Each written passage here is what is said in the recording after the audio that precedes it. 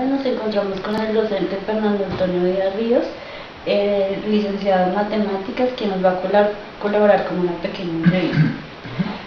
Profesor Fernando, ¿cuáles fueron los aportes más significativos que tuvo la civilización griega a la matemática?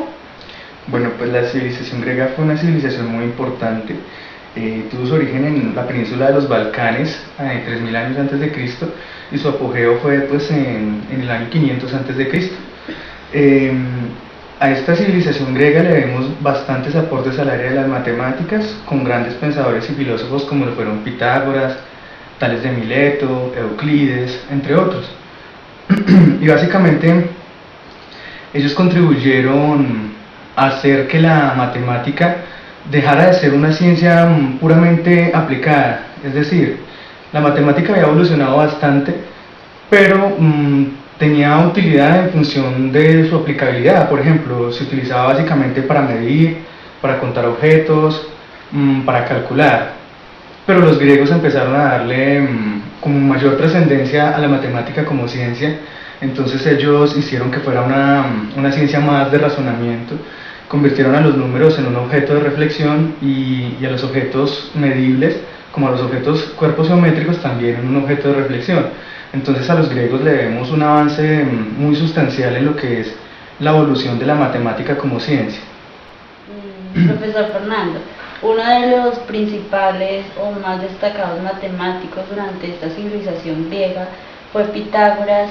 Cuéntenos algo de sus aportes a la matemática. Bueno, pues Pitágoras, pues, además de matemático, fue un filósofo y un pensador muy importante de la civilización griega. Él nace en el 570 a.C., cuando la civilización pues está en su máximo apogeo, como ya lo había mencionado antes. Y a Pitágoras pues se le atribuyen muchos avances significativos en la matemática.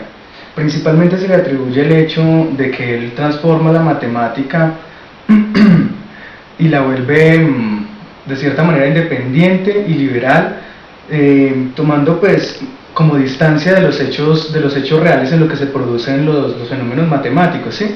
Entonces él la convierte en una abstracción, y es lo que sucede precisamente con el teorema de Pitágoras. El teorema de Pitágoras no fue él el primero en utilizarlo.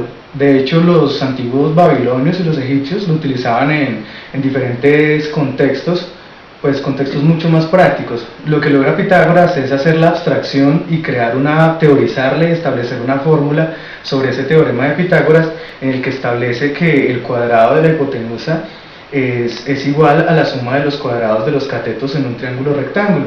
Y este aporte es esencial y muy importante para la trigonometría y para muchas otras ciencias que son vigentes en la actualidad. También a Pitágoras pues se le atribuye pues la creación de la escuela pitagórica. En esta escuela surgen grandes descubrimientos y pues de hecho nace como toda una filosofía, un movimiento filosófico, político, y que se va convirtiendo casi que en religioso. Se va haciendo como una secta en la que las personas que entran allí consideran que todo en el universo, desde la relación que hay entre los planetas, entre las estrellas, está dada por patrones, ¿sí? Entonces son personas que dedican su vida a estudiar los números, no solo por resolver operaciones, sino que creen que con los números pueden explicar de hecho todos los fenómenos que hay en la naturaleza. En esta escuela pitagórica pues surgen grandes hallazgos, como lo mencionaba antes. Uno de ellos, por ejemplo, el descubrimiento de los números irracionales, en los que se dan cuenta que hay números que no se pueden expresar con un número natural común corriente o con un número fraccionario, sino que hay números que no se pueden expresar de estas maneras. También se descubre pues por supuesto el teorema de Pitágoras, que ya lo había mencionado antes, y existen varias clasificaciones de los números. Esa escuela pitagórica es la que clasifica los números como pares e impares, que es algo que utilizamos todo el tiempo, y también ellos hacen una clasificación de los números como triangulares, como cuadrados, números perfectos, entre otras clasificaciones y otros estudios que también contribuyeron mucho en un avance significativo de la matemática.